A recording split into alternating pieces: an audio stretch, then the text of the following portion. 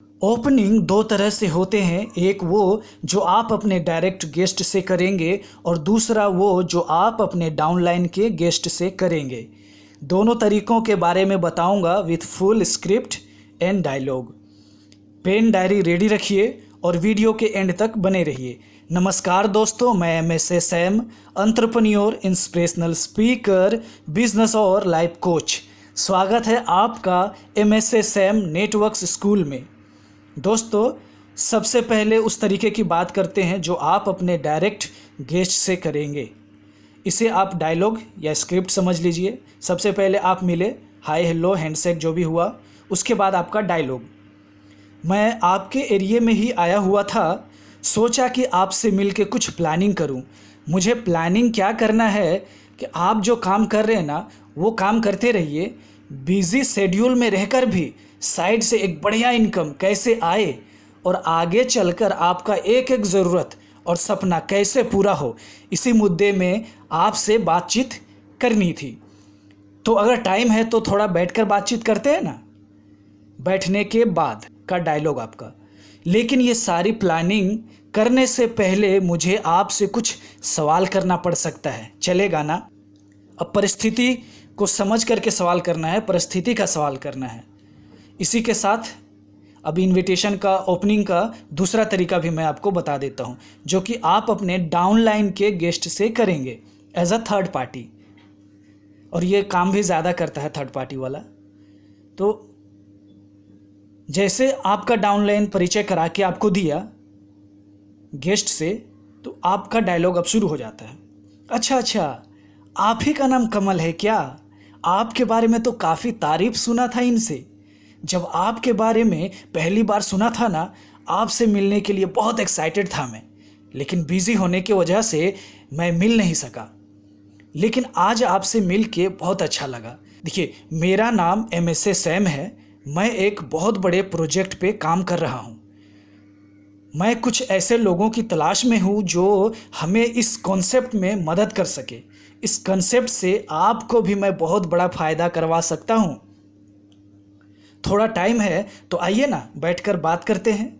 बैठने के बाद मैं जो भी बात करूँगा ना, उसमें आपका भी बहुत बड़ा फ़ायदा है और मेरा भी फ़ायदा है।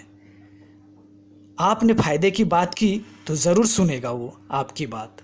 अब इसी के साथ आ जाता है प्रूविंग का पार्ट कि हाउ टू प्रूविंग। देखिए, प्रूविंग में दोनों का सेम प्रूविंग होगा, सेम डायलॉग होगा। जैसे आपका भी डायरेक्ट गेस्ट का और आपके डाउनलाइन के भी गेस्ट का। तो प्रूविंग में परिस्थिति का सवाल पूछना है, उसकी ज़रूरत पूछना है, ताकि हमको पता लग सके कि आखिर इसकी ज़रूरत क्या है, इसकी बीमारी क्या है, और उसी हिसाब से हम उस पर काम करेंगे, यानी उसी हिसाब से दवा देंगे। तो सबसे पहले उसका काम पूछिए, कैसा काम धाम चल रहा है।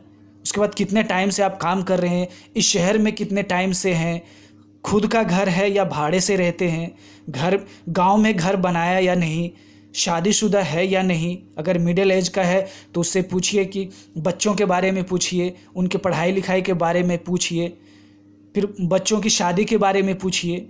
हम क्या कर रहे हैं? Find out needs as a doctor. जैसे डॉक्टर अपने मरीज़ का बीमारी पता करता है, पूछ पूछ के, सवाल पूछ पूछ के कि कहाँ पे क्या है, कहाँ पे दर्द हो रहा है, उसी तरह से एज अ डॉक्टर ट्रीट कीजिए अपने गेस्ट को आप। तो आपको फाइंड पता चलेगा, नीड्स पता चलेगा उसका। अगर नहीं भी पता चल रहा है तो हमें नीड्स क्रिएट करना है, उसका ड्रीम पूछना है, उसका गोल क्या है वो पूछना है। उसके बाद एक भारी वाला डायलॉग मारना है।